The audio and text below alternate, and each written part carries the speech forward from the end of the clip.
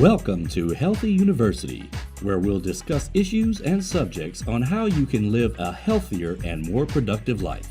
And now, here's your host for Healthy University, Alan Eisenberg. Hi, and welcome to another episode of Healthy You. This is your host, Alan Eisenberg.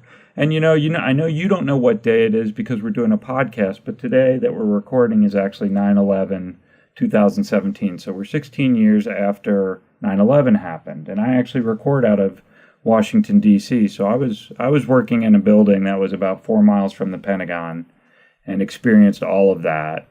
And, I will say that was sort of the beginning of my era of starting to get stressed and anxious. I really think that was a catalyst for me. And it's interesting. I don't think I'd be here with my guest today if that day didn't happen. It just put a lot of things in perspective in my life. It's also Suicide Awareness Week, and I do want everyone out there to remember that there are people who you may not even know are dealing with suicidal thoughts or have people in their lives. I've personally been affected 4 times by people in my life who have taken their lives. And so always, try to pay attention. And I think, again, with my guest today, we'll be talking about body language, so maybe she'll have some insight to that. But I don't want to bring the show too far down, so I'm going to introduce my guest. She's actually a repeat guest. I love her, Sharon Sayler. She's been affectionately dubbed the Difficult People Whisperer, for she teaches courageous, conscious communication skills. And we'll ask her about body language, as she is the one for body language, according to globalgurus.com. Thanks for that tongue twister with conscious, courageous communication skills. I like that, Sharon. She's a published author of 7 books. A perennial favorite is what your body says and how to master the message, which is really an important thing we haven't talked about on this show.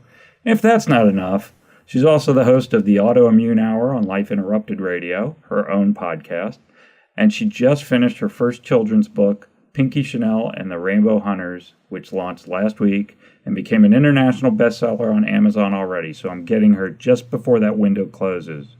So welcome to the show, Sharon. Thank you, Alan. My goodness, what an introduction. I know, and I don't think I'll be able to get you as soon as, the book, everything takes off, you become famous, and you forget about Alan over here. Hopefully you'll remember me. Oh, always. I always remember. You're such a delight. Oh, thanks. That's why, hey, we're here doing this again. I was just talking to Sharon before the show, and I said I love having repeat guests because we know the rhythms. When we do shows like this, when you're listening, I think it's more fun when you're hearing people talking versus just asking questions. And that's the way I've always said I want to do my show, so it's been fun to do that. But anyway, let's talk about body language, definitely. But tell me about the book. I mean, how great to have a success with a book off the bat. So tell me about Pinky Chanel and Rainbow Hunters and how that book came about. Well, oh my gosh. All my other books are nonfiction. So this one, about 5 years ago, right before my first granddaughter was born, in the middle of the night. I don't know if you've ever had that happen. You wake up in the middle of the night, and there's something in your head, and you just have to oh my gosh, this is a great idea. No, I'm not a writer, so I don't know. Yeah. I got a book stuck in my head right now, and everyone's like, when are you going to write it? I said, when I got time, but it's just developing in my head every day, and it's driving me crazy. Well, I'm lucky because there's Pinky Chanel and the Rainbow Hunters is only about 750 words, so I could get it out fairly quickly. But I need to write a kid's book. That's what I need to do. Yeah. This is a 70,000 word book, right? Right, exactly. Although I'll tell you, writing a picture book for kids 3 to 5, rhyming, is very, very different than writing a nonfiction. Because nonfiction, it either is or isn't. But and you have research to go by, right? Here's all this. Right. Okay. But I woke up in the middle of the night, and there was Pinky Chanel. The whole world of Adendale was in my head. Princess Adeline. I did know I was having a granddaughter a few months later, but I did. It was so crazy that I immediately wrote it down. But the whole world of children's books takes a lot longer. Finding the right illustrator that can take, like mind reading those pictures in your mind and put them out on paper. So anyway, yeah, we finally got Pinky Chenille launched last week, and it's been very exciting. It's been so well received. And because the message, one of the things I wanted to bring out was when I deal with people, and the most difficult people, I'm not talking about the sociopath, psychopath, but just somebody who's kind of having that moment of being temporarily difficult. Maybe they're a little more long-term difficult, but oftentimes it's just a matter of understanding why are they being difficult. It's oftentimes we can figure it out, It doesn't always take a rocket science to figure that out. It takes really careful listening a lot of times to figure out what's going on. But the story of Pinky Chenille and the Rainbow Hunters is about all the colors of the rainbow get mad at each other, and they decide to hide their colors. So all of a sudden the world just goes, terribly drab, just gray. And Pinky and Princess Adeline have to convince all the colors to become friends again and make the world a colorful place again. And I wrote it because I think communication about difficult things has to start early. It really does. And these simple books, in the very back page, I have a series of conversation starters for family members, educators, anybody that wants to read to their children about, once you've read the story, there's all sorts of questions back there that you can begin a conversation about. Gosh, what would you do if someone was mean? Or what would make you feel mean? And how would you bring people together? It's sort of questions like that. And I love that. Yeah. That, and the thing that you just got me thinking about something, and I don't know, the interesting thing about doing anything artistic, and a book is certainly an art form, is that different people interpret different things. So I don't know if you've heard this, but just as you're describing it, I'm thinking to myself, a lot of people think of the world as black, white, and gray, and not in colors. Like things are either this way, or they're that way, or they're in the middle, right? Right. And when you talk about all the colors of the rainbow, and that idea of like a fight between them, one of the things I'm always telling, or I talk about a lot, is this idea that we're not creatures that are meant to be happy all the time. There is no such thing as happiness all the time, or the bright colors of the rainbow, right? And then or sad all the time, which might be the dark colors of the rainbow. We're content, and contentment is the winner, right? And that's the whole rainbow. So your life, whether you want to call it yin yang or the rainbow, your life is never supposed to be gray. It's supposed to be mixed with all of these points in the rainbow. And I don't know. That just got me thinking that way. Oh, I love that. There's the Buddha and the Dalai Lama talk a lot about can't know joy without sadness. Yeah, exactly. Yeah. So I really believe in that you have to be able to experience the whole range and still be okay. Right. To me, oftentimes what gets lost in the conversation are two things that I'll say our old reptilian brain is constantly asking, and that's, am I safe? Which is pretty obvious for all of us. We're kind of making sure that, am I safe? And the other one, most people forget about, and that's we're constantly asking and sort of sending out radar, do I matter? Yeah, and then as we get older, what difference are we making? What are we doing? And some people do and some people don't, I know, and some people have the drive to want change, and some are happy to let you do that. But I almost think, wow, it's like the rainbow just gives me this concept of even more depth to that idea of, like I said, sort of like Dalai Lama or Buddha contentment, right? So there's yin and yang. You got to have equal. You can't be happy without sad. But then there's all these in-between colors. Like you can have a day that starts sad and ends happy. You can have an okay day. It's not a super day, right? So trying to measure in two levels, happy or sad, right? Mad or glad, is not enough. It's much deeper than that. And so I don't know, maybe that's just something to think about. But as I'm thinking about the rainbow in your title and the idea that they're fighting and that the world goes with gray, right? That to me is a allegory to me about that. I don't know. Well, I'm glad you picked up on that. Yeah, something new, but that's really cool. I've never kind of thought about it that way. But I also understand like the writing problem, because I actually used to write commercials, and you write a 60-second for broadcast. 60-second was pretty easy. It was more like trying to get all the words right. 30-second was really easy. And then at 10 and 5, I had to write a 5-second commercial and get enough words in, to make the point. Every word counts, right? And when you're writing a child's book, it's sort of the same thing. Every word counts, and it has to be in the range that they'll understand. So, I know many adults who have attempted children's books and they just can't bring it down to that level. It's very hard to get in the mindset of a child. And then it has to rhyme too. Yeah, and then rhyme. Yeah. So that's when you keep your thesaurus nice and close by, right? Or now we have, I don't know what we do without the computer, because I've started to write a little poetry on one site, and I'm like, I need a word that rhymes with this. Let me just open up the thesaurus. Yeah, it makes it much easier now than having to flip through the pages. It certainly makes it easier to have it online. Yeah, so that's great. Congratulations. I wish you the best of luck with the book, and I think it's great. There are some great authors right now who are writing for the younger generation, particularly on subjects like bullying or mean people, mean kids, or just sort of the different attitudes. Because I think we have different attitudes, and just because a child is mean one day doesn't make them a bully, right? And all these, and I think there's some really honest books coming out that are gentle enough for a young person, but make the point and allow for, like you said, that discussion afterward, which is really the key, because a young child has their parents and maybe a teacher, and that's it. They don't really have friends that they can talk to about their feelings yet. They don't really have mentors yet. And so it's so important to be able to create that conversation.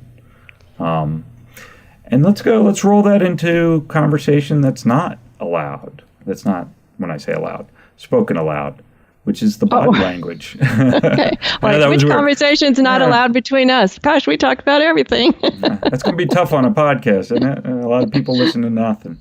But body language, which, I was so happy to see that's what you wanted to talk about, and that's what your interest is, because it is so important. And I talk about it sort of in the idea that if we took sort of a attendance at school that was how someone appearing, right? Body language. Are they not talking today? Are they sitting with their arms crossed? Are they frowning?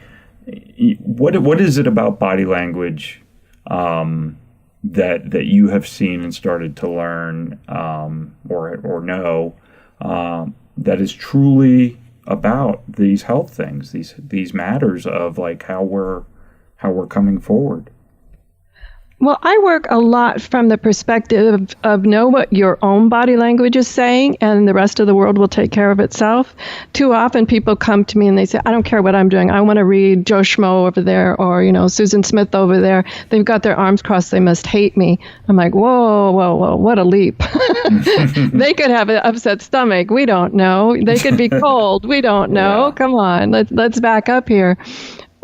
And what are we doing with our own body language? And that manifests in the physical health in so many ways. Mm-hmm. Not too long ago, a friend of mine, I hadn't seen him in years, but I happened to be visiting his city and called him up, and we went out to dinner, and he walked in, and the first thing I thought was, I remember him so much taller. And then as we sat down and we were chatting and catching up, and he was saying how life was beating him down. And the more I looked, I realized, yes, he really is slumped forward. He's really, quote, beaten down. So we chatted a little bit about that, and we played. I love the idea of play. It's so much easier to play with something than practice it. We played just getting upright again, and, enjoying a full deep breath where we can get all the way down to our belly.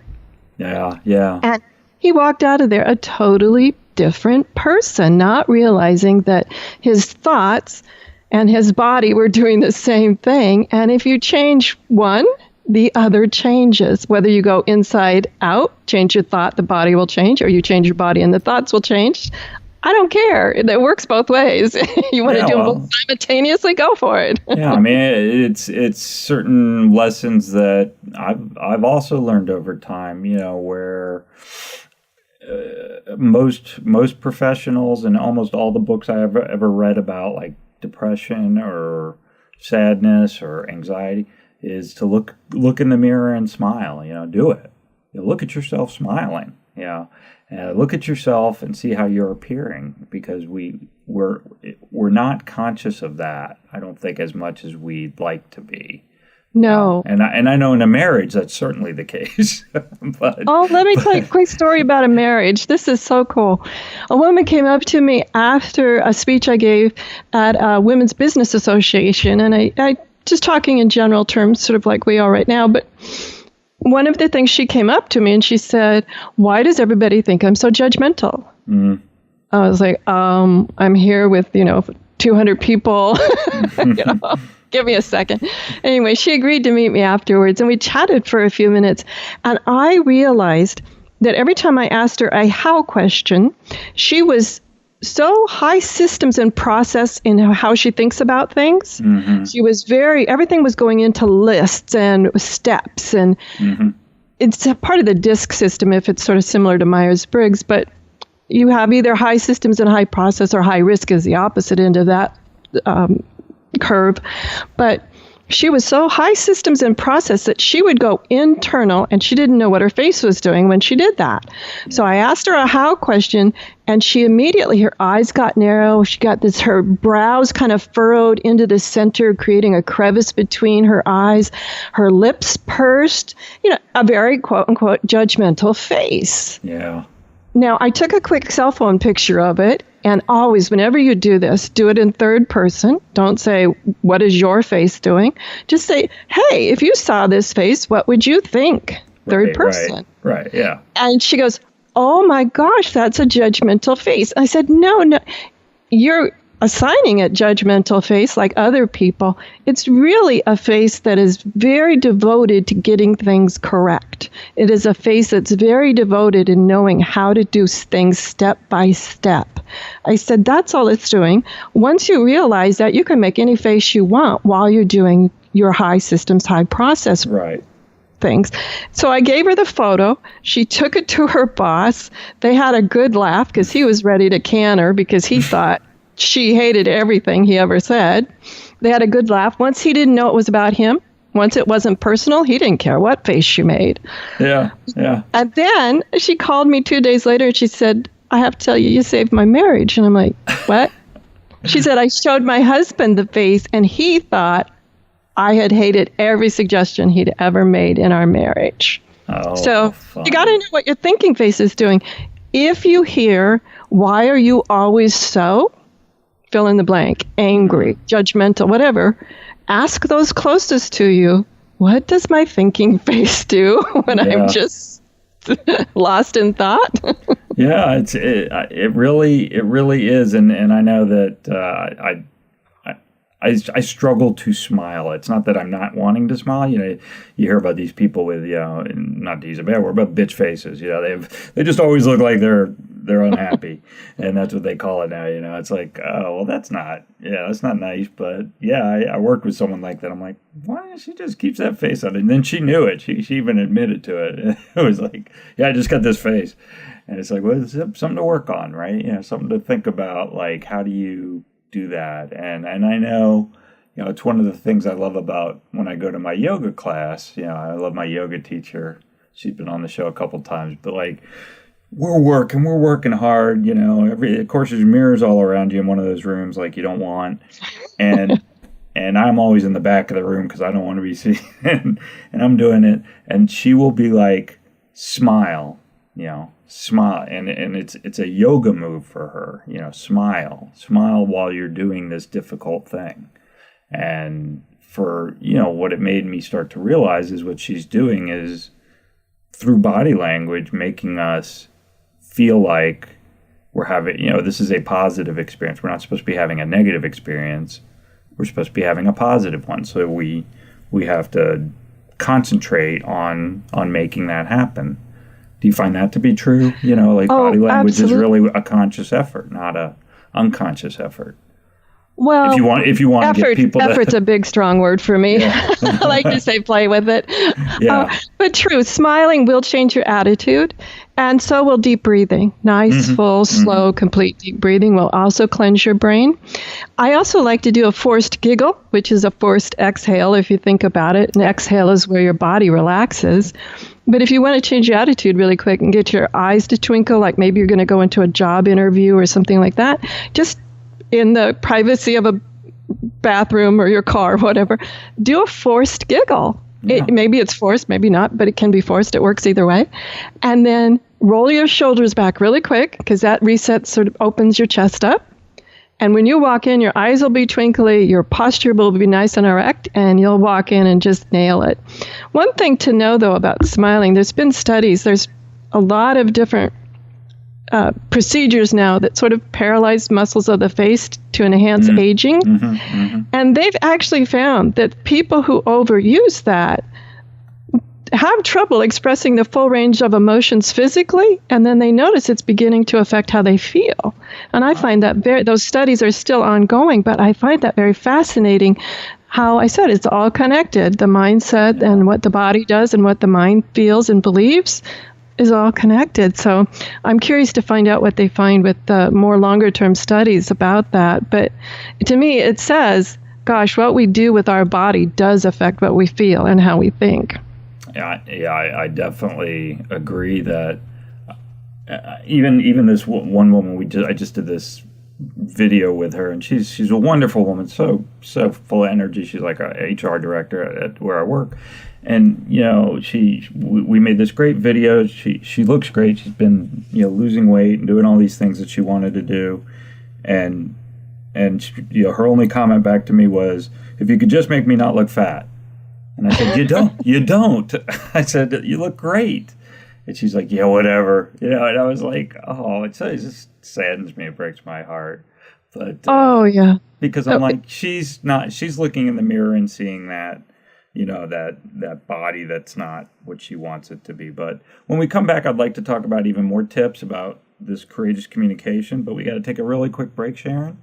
So if you'll hang with me, we'll hit more on body language and conscious communication, really important subjects, I think. So thank you for listening. We'll be back with more Healthy You.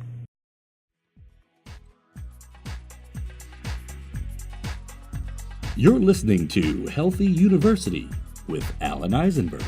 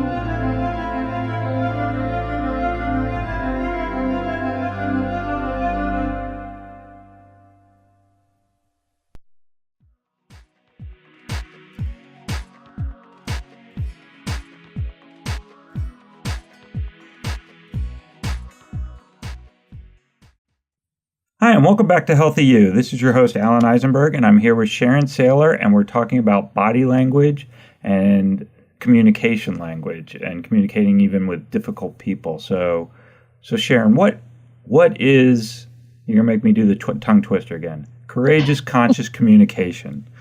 What is courageous conscious communication, and how does that play in maybe even with the body language theory? Oh, it plays in a lot. There's two parts about courageous conscious communication. And the first one is knowing what you're thinking and what you're communicating. I find so often that many people are their own worst enemy.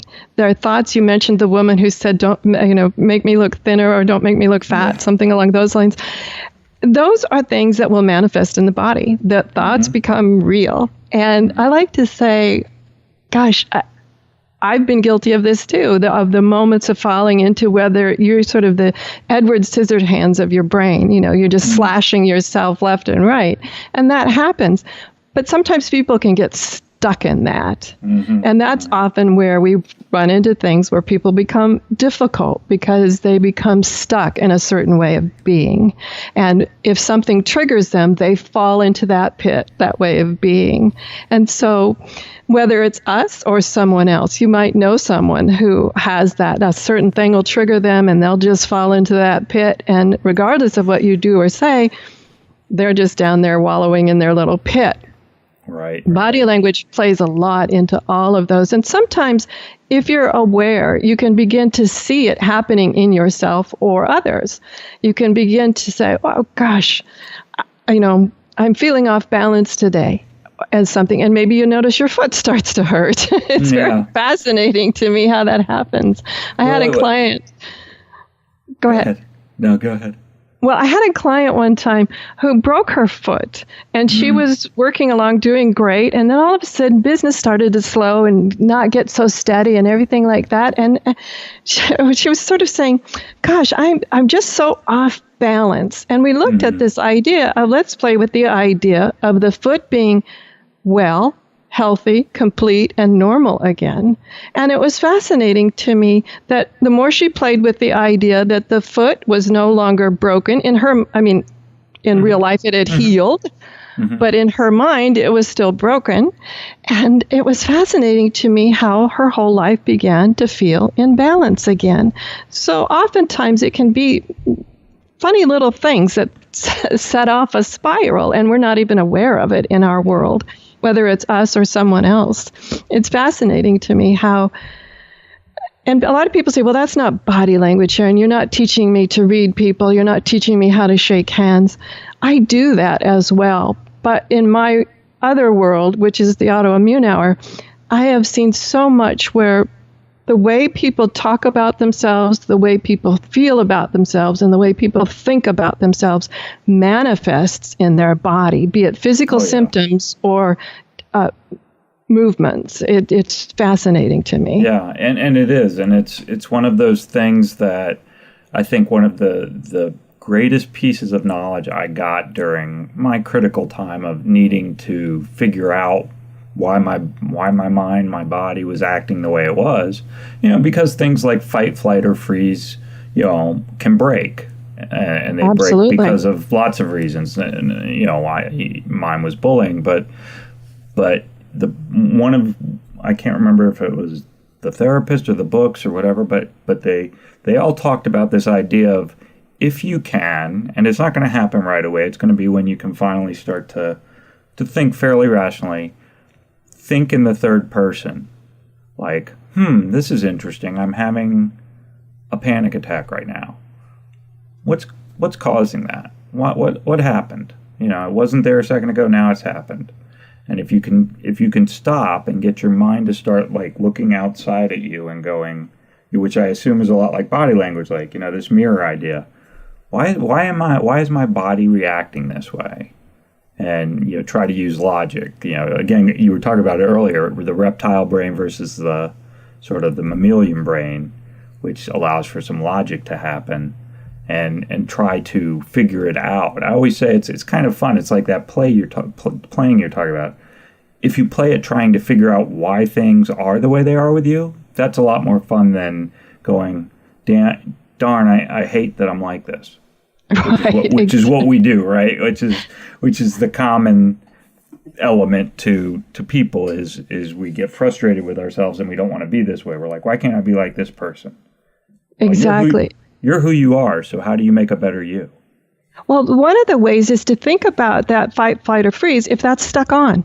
If you've had adverse childhood experiences, current trauma, even Hurricane Irma, that's trauma, man. So don't discount the trauma. It is like, it happened to everybody. Don't discount the trauma. But realize that fight, flight, or freeze can get stuck the switch can get stuck on. And there are certain things that you can do to unstick it.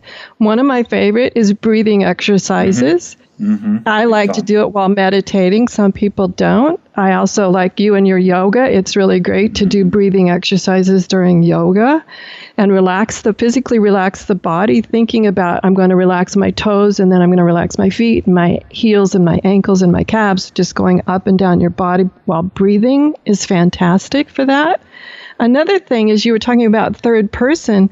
One thing that I love to use is from Sarah Payton in her book, Your Resonant Self, and she talks about it even deeper in third person.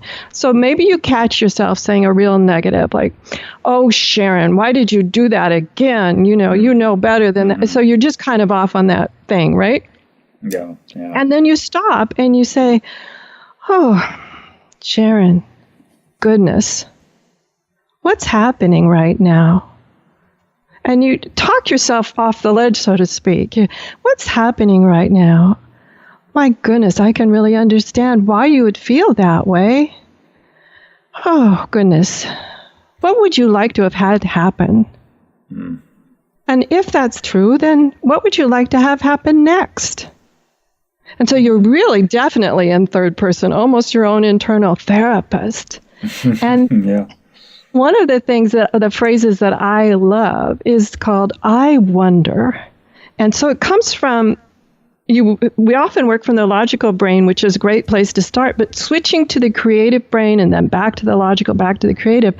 And one of the things that we can say if we're finding ourselves stuck is switch to the creative brain and say, we're in that sort of rant of, "Oh, Sharon, why did you," kind of thing. "I wonder, Sharon, what if you tried this?" Or "I wonder, what if we tried that?" And you do 2 or 3, 4 "I wonders," and it's amazing how it just begins to open up that world of possibility. Well, and that's that rigidity, and you were kind of talking about it earlier with that one woman, that story, and all I kept thinking about is that there's a belief out there, and I had it for a long time, and part of it is sort of ingrown in us, either depending on personality or depending on how we were brought up, of perfectionism. Like there is a perfect to attain, right? And we can get there. And once you realize there is no such thing, we're a work in progress for our whole life, and you're never going to attain this perfection that you're so seeking. Once you can give up that ghost and say, okay, today was good, and then tomorrow's a step back. Okay, so that was yesterday, and then we'll worry about the next day. We're not sitting there dwelling or saying, okay, well, once I've ruined perfection, right? Once I've, I'm not a CEO of a company at my age. It didn't work out. My dreams. So I always tell people, it's about goal setting properly, right? Don't overextend your goal. Your goal has to be achievable, right? That's what they always say about goals. Well, I find you can have a long-term goal out there in the future. That works as a visioning board, whatever. But yes, I am especially with after contracting an autoimmune condition, it was what's next. That's the only question I asked myself, and that's a day-to-day type goal. And the big thing that transformed my health during that healing process, where I love to say, become a thriver, not a survivor. And that is gratitude. Every morning I would wake up, and some mornings it was all I could do to put my feet on the floor.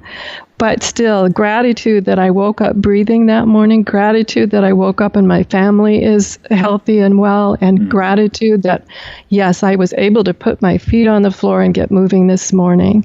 And then at nighttime, gratitude again for what happened in the day, and then a statement of how I want the night to be and how I want to wake up in the morning. And I found that so fascinating. When I first was taught it, I was like, oh, yeah, right. Yeah. But try it. It's fantastic. It's amazing how the mind will do what you say, positive or negative. I mean, I can't talk enough about gratitude journaling and the simplicity, like you're saying. Thank you for letting me have another day. Thank you for letting me breathe. We're not talking about, you don't have to go, thank you for this really complex thing I did that, some days maybe, some days maybe you had this great success and but a lot of days it's just the gratitude of you having another great opportunity today. And if today didn't have it, then the gratitude of still thinking it's there and never giving up that ghost and always having something to be grateful for. Because if you don't tell your mind that, your mind will be happy to tell you all the other things it thinks. Unfortunately. Like I like to say. Louder and louder. I think when we first met, it was all about mindfulness. And this is, ultimately everything I think we talk about is that way, is that you can teach your brain. Your brain is not there to run your life. You're there to run your life. And there's lots of things your brain will do to get in the way of that. And it's your job, as a thinking human being that we are, we're very lucky and blessed to be able to, I don't want to say do battle with your brain, but convince your brain otherwise. It's like, I like to say uncover the magic of your mind, because that's the fun thing I think about is we can reinforce either the positive or the negative. And when we begin to say things to ourselves that are continually positive and are grateful for, that reinforces it. So, see, the unconscious mind, the logic mind has a timeline. It remembers things. That happened to me when I was 5, and I'm still mad. That happened to me, blah, blah, blah, and I'm still never going to do that again. But the unconscious mind doesn't have a timeline. So when you are just sort of ruminating and the thoughts are running through, and that's not the logical mind, the unconscious mind begins to think those are currently happening. It may have happened to you technically on the timeline when you were 5, but the unconscious mind thinks it's today. It doesn't have a timeline. Right, so it's really important to be aware that you are what you think, because thinking those thoughts, the brain will stick you in fight or flight because, oh my gosh, it doesn't remember that terrible thing happened when you were 5, and let's say now you're 45 and you're safe and your life is totally different. You have adult sensibilities, adult safeties, all sorts of things. The mind doesn't know that.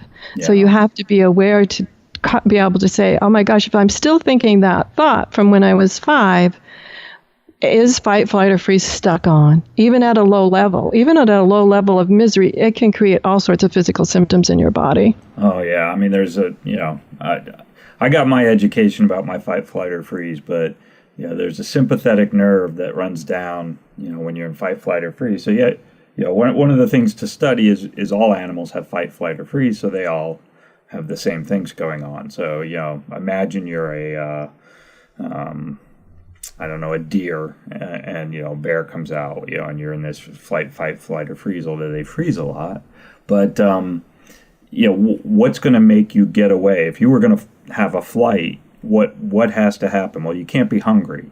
So the sympathetic nerve is going to tighten your stomach. It's going to put this, make you less hungry, make you not feel hungry. So there's all these really interesting psychosomatic things that are happening at that moment that are causing you to have the ability to run away, and not worry about being hungry or being this or that, and all of those end up affecting those things. So for me, I wasn't eating. I was not eating.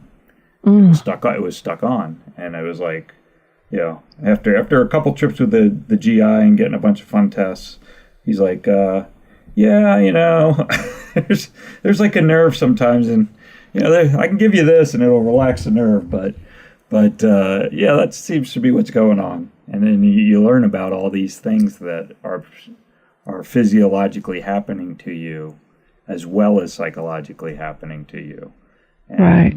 And I think that's the fascia. So as you say, with body language and with it's all tied together. Your mind will display outside in the body. And I just thought it had one more thing that I found to be helpful for me, which is, that story, that unconscious conscious idea, and that story that I was telling myself about, when I was 6 to 13, when I experienced all this bullying and bad things happened in my life, I thought of on a timeline, right? Here's my timeline, and this happened, which is really now a very brief period in my timeline, but screwed up my timeline from then on in my mind, right? And then I got to a point where I decided I'm going to start thinking of my life as little journeys instead of one big journey. Interesting. So this was just this point in time with a beginning, middle, and end. And then it ended, and what did I learn from it? And when I did that, that really was my catalyst for jumping over that. My life had a beginning. I was born. It has this middle, and it'll eventually have an end. And if something disrupts that for me, it's not going to ruin my life again. Which is, I guess, what I think you and I both feel. On that autoimmune idea. It's like, okay, well, this is the way it is, and now we have to become the new person. That chapter of us being like this. I'll never be 18 again. I'll never. I just went hiking with my 23-year-old, and he was like, that was awesome. Let's go back tomorrow. And my wife and I were like, we're never going back again. That was terrifying, And you realize sort of that idea that we're all different. We're all different at different points in our lives. We're risk takers when we're young, a lot of us, And I'm not going to do that anymore. So obviously, all your work isn't just body language and communication. What are other verbal tips that you have for people, you think? Well, I think one of the things is not to know who you hang around with. I find this often they say that you are the 5 people you hang around with. And I like to say I always want to be the least knowledgeable. And I also like to make sure that I hang around with healthy people, because when you hang around with healthy people, everything that happens in your world then will tend, it's not a given, but will tend to be more healthy. And so it's critically important. And one of the things about autoimmune is be careful not to get that label stuck on your head. I remember when I was told my condition, and the rheumatologist said to me in very stern body language, sort of the eyeglasses down, forehead down, looking over the eyeglasses, pronounce this label. Now, the problem is the unconscious mind assumes that's a real label because somebody in authority just splattered that all over your head, like right across your forehead. And then what happens is the unconscious mind begins to go, oh, that sounds bad. Oh, no, he said this and that and this and that, and that's going to be my outcome. That's not really true, because you have to understand the word have. He looked at me when I told the rheumatologist. I said, thank you for sharing. I don't have that. And he said, but you're not being serious. Take me serious. I understand. I hear you completely, but I refuse ownership. I can have cockroaches, but that doesn't mean I keep them. That doesn't mean I want them. That means I get rid of them. And in your scenario, I have an autoimmune condition, and you're telling me one set of conditions, and I'm saying I'm not going to accept that as an unconscious label of me, because it would stop me from healing. It would stop me from thriving. Even if I am never at this point in my life sort of pronounced with a great big golden crown, you're healed, Sharon. A lot of the rheumatologists will never do that with an autoimmune condition. I am living a fantastic life. Yes, I know that exists out there. And I have changed certain things in my life to accommodate for it. But I have not let the label stop me. It's been a label that I say, that you have cockroaches, but that doesn't mean you own them. Yeah. And so it's critically important to know. Yeah, it's a great tip. It's just, and we label ourselves more than anybody. The doctor might have said something to you, but you probably already said 10 things. And I remember when I was convinced I had stomach cancer when things were, bad in my life and my stomach was bothering me. And then when you stop doing that, and even my father's going through his second round of lymphoma cancer, and he doesn't sweat it. He doesn't think about it. It's like, go in, get it treated, it'll be done. And he's no young man, but he's not going to walk in and let them tell him this is what's going to happen. Yeah. And they call him Superman. They do. The doctors do, because he always in the laws of their mind of how people and this disease react, he's not that way. And I have the same issue. Yeah, I have the same issue. And the funny thing is, they say, "Oh, Sharon, you are like in the top percent. This is just great. And I say, "Would you like to know what I'm doing?" "Oh, no, just keep doing it." And I think, goodness sakes, you wouldn't want all your people to be in the top percentages if they knew that a lot of it comes down to the words you use to explain your life. Yeah, and the attitude you walk into about it. It's really, we are in control, and I think the ultimate idea, if there's not one theme that comes out of this whole thing, and maybe this is even in your book about how Pinky Chenille deals with things, it's we're in control. You have to allow yourself to believe that your body, your mind, all of these things will certainly attempt to control you. Will certainly, I don't like to say do battle, but you have to believe. You have to, whether it's your faith or whether it's your strength or whether it's just, like you say, I'm not going to accept that. I'm going to do everything I can to believe that I'll be the different. I'll be the 1%. Right. If they give you that. There is 1%. So, there's 100 people out there. If you look at 100 people in a room and you say 1% and you take one person, that's not a lot of people. That's not like your odds of winning the Powerball, by 400 million to 1. 100 to 1 isn't as bad as you think, Exactly. And you got a shot at it. I might even go get a Powerball ticket if it was 101. But that's really important, and I think the work you do, and I'm glad we talked mindfulness last time, body language, so important, communication, unbelievably important, and particularly what people have to remember, a lot of times we're talking about how we communicate with ourselves, because how we communicate with ourselves is also how we're going to communicate outwardly, Exactly. And that's an amazing thing. So I told you I had a question I like to ask all my guests, and I know you're going to have a good answer because I know how you live your life. Since this is a show, Healthy You, what is the one thing you're doing today to live a happier and healthier life that you didn't used to do? Wow. Gosh, so many things come to mind. Well, that's good. That's better than nothing. Nothing. I think, and this is really today kind of thing, because Hurricane Irma, Hurricane Harvey, we're having massive wildfires up here where I live in Oregon. Mm-hmm. Telling everybody how much I care for them, really physically, coming out of my mouth, letting them know instead of just assuming they know. Letting everybody in my world know how much they really mean to me.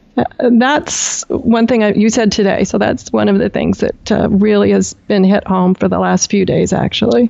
And do you find you get it back? Like, does it come back? Like, when you give it, do you get it in return? I do. But sometimes I get that deer in the headlight look. Yeah, like, what are you doing? That's okay. I don't expect anything in return. I just want them to know they mean a lot to me. They matter to me. And sometimes I'll recite something that, when you did this or blah, blah, blah, that just really opened my eyes to this or something like that. I value friends, and a lot of my people in my world know this about me. There's always, to me, two types of friends. You have the friends that love you regardless, and they're just like, oh, no, those pants don't make you look fat, even if they do. They'll just love you, love you, love you. And I absolutely love those friends. But then I have another group of friends that are honest with you, regardless of what's happening in your world. And you need those too. And I love those equally. They're the ones who will say, Sharon, what's up? Or, what's going on with Sharon, you? Yeah, tell me this is a little different, or this is, what do you need here? Or something like that. They're really honest with you, and you can always get honest feedback. And they're the ones that you ask, remember the judgmental face, why are you always so? Those are the people you ask, like, okay, I'm hearing, why am I always so angry? What am I doing? And those are the friends that will just be blatantly honest with you and tell you. Right. So anyway, I tell both of my sets of different kinds of friends how much that's an awesome answer. That's no one's answered something like that about their giving to someone else, and I think that's so important. It's part of the karmatic theory, right? The karma theory that you get what you give. Or I had to just have a sink installed last week or something, and the guy came in and his nephew was with him, and I just thought I'm going to give the nephew a tip. I wasn't going to give the guy a tip, but I just gave him $10, and I just said, listen, you're going to meet a lot of people along the way.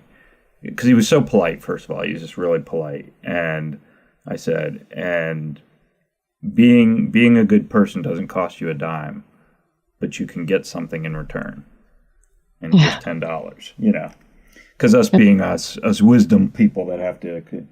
And, I hopefully he got it. It's just the idea that, you walk in, you treat someone nicely, you tell people things in a way that doesn't hurt them, and you'll get it in return. I believe that.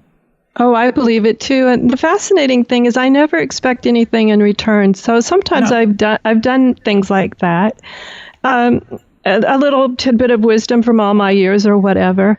And they may not get it at that moment, but I know just from all the years I've been on this earth that the next time someone says the same thing, or maybe it's the third time, all of a sudden, you're just planting the seed sometimes. Sometimes it takes a while to germinate. But I always say plant the seed, because that's to me is the important thing. And I learned years ago in some work I was doing, and it was called The Message You Sent is the Response You Got. So if you don't understand the response you got, you need to go back and look at the message you sent. And that could have been verbally a perfectly good message, but what was your body language doing during the sending of that message? Oh, easily. And that's, how many people, will go along with the flow, but you can tell they're just miserable. It's like they don't have enough guts to say that they didn't really want to do that, but then they're miserable the whole time. There was a good Saturday Night Live skit years ago that was Debbie Downer, and they're at Disney World, which is the happiest place on earth, and she's like a total downer. And it's very funny. It's just hilarious, but it always makes me think of that. Like, she's the down person at the happiest place on earth.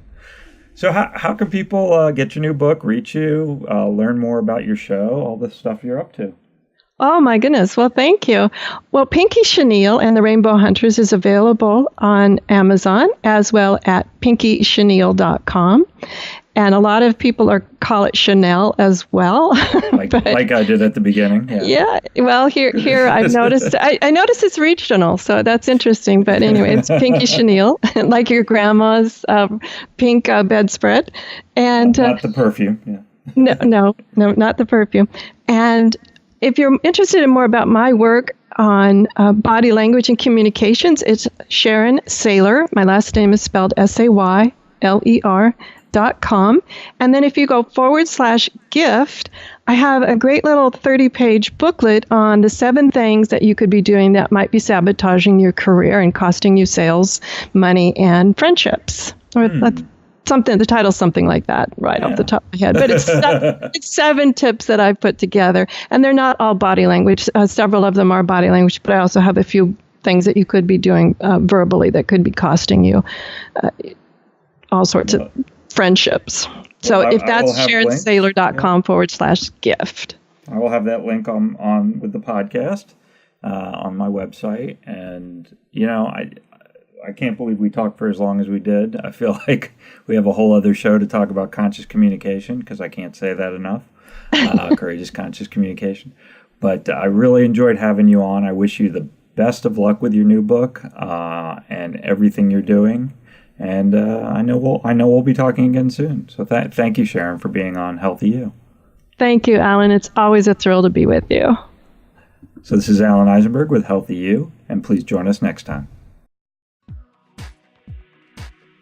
Thank you for listening to Healthy University, brought to you by Bullying Recovery, LLC. This podcast does not replace the need for medical advice, professional diagnosis, opinion, treatment, or services to you or any other individual. The information provided here or through linkages to other sites is not a substitute for medical or professional care, and you should not use the information in place of a visit, call, consultation, or the advice of your physician or other healthcare provider. Join us next time for more Healthy University.